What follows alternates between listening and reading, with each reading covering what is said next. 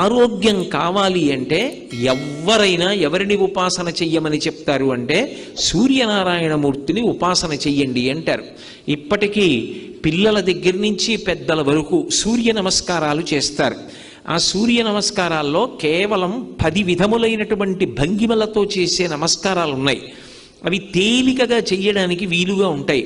ఆ సూర్య నమస్కారం చెయ్యడం కేవలము శరీరమునకు ఆరోగ్యం ఇవ్వడానికి ఒక్కదానికే కాదు, ఆ సమయంలో సూర్య బింబాన్ని ఉపాసన చేస్తారు మనసుతో.